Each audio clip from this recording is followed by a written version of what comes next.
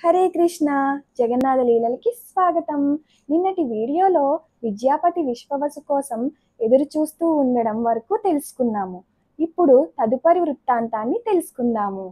వనంలో దొరికిన పూజా ద్రవ్యాలు తీసుకుని విశ్వవసు తిరిగి వచ్చాడు. తన నిత్య పూజలను పూర్తి చేసుకున్నాడు. ఆ సమయంలో నీలమాధవుడు శబరునితో ఏమన్నాడంటే, ఇన్నాళ్ళు ప్రేమతో నువ్వు చేసిన పూజలను అందుకున్నాను. నేనిక ఇంద్రజిమ్ను రాజు వైభవపూర్వక సేవలను స్వీకరించాలి అని అనుకుంటున్నాను. ఇది విన్న శబరుడు ఒక్కసారిగా ఆందోళనకి గురయ్యి, ఇక నీలమాధవుడి సేవ చేసే అవకాశం దూరమవుతుందని ఎంతగానో దుఃఖించాడు. విద్యాపతి ఇంద్రజిమ్ను రాజు దగ్గరకు వెళ్లకుండా చేయడానికి తన ఇంట్లో బందీ చేశాడు. కానీ లలిత తన తండ్రితో చేస్తున్న మంతవ్యాలకు లోనయ్యి విద్యాపతిని విడుదల చేశాడు. విద్యాపతి వెంటనే ప్రయాణమై ఇంద్రజమ్ను రాజును కలిసి నీలమాధవుడి యొక్క సమాచారాన్ని ఇస్తాడు. ఆనందాతిశయంతో ఎంతో మందిని వెంటబెట్టుకుని ఇంద్రజమ్నరాజు నీలమాధవుడి కోవెలకు ప్రయాణమయ్యాడు.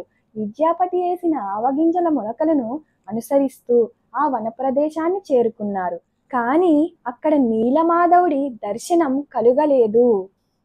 నీలమాధవుడి అర్చా విగ్రహం కనిపించకపోవడం చూసి ఇంద్రజమ్నరాజు విశ్వవసు ఉండే శబరుడి గ్రామాన్ని ముట్టడించి ఆయనను బందీగా పట్టుకున్నాడు.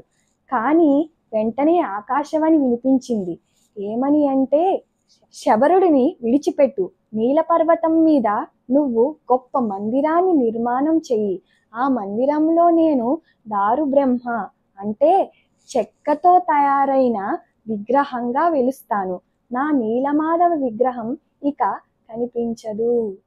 ఇక ఇంద్రజిమ్న మహారాజు చక్కటి రాళ్ళు దొరికే బౌలరుల ప్రదేశం నుంచి నీలాద్రి దాకా రాజమార్గం వేయించాడు. రాళ్లను తరలించి మందిర నిర్మాణం చేయించాడు. శ్రీక్షేత్రం అనబడే నీలాద్రి ప్రాంతం శంఖాకారంలో ఉంటుంది.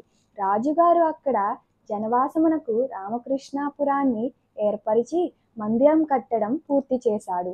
ఈ మందిరం నేల కిందకి 60 అడుగులు, నేలపైన 120 అడుగులు కట్టబడింది.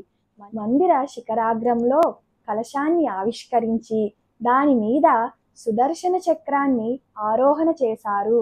బంగారు అలంకరణతో మందిరాన్ని శోభాయమానం చేశారు. జై జగన్నాథ్. తదుపరి ఏం జరుగుతుందో తరువాతి వీడియోలో చూద్దాం. ఈ రోజు లీల విన్నారు కదా. కామెంట్ సెక్షన్లో 2 ప్రశ్నలు పిన్ చేయబడ్డాయి. సమాధానాలు తెలిసిన వాళ్ళు ఈ సమాధానాన్ని కామెంట్ రూపంలో తెలియజేయండి. హరే కృష్ణ.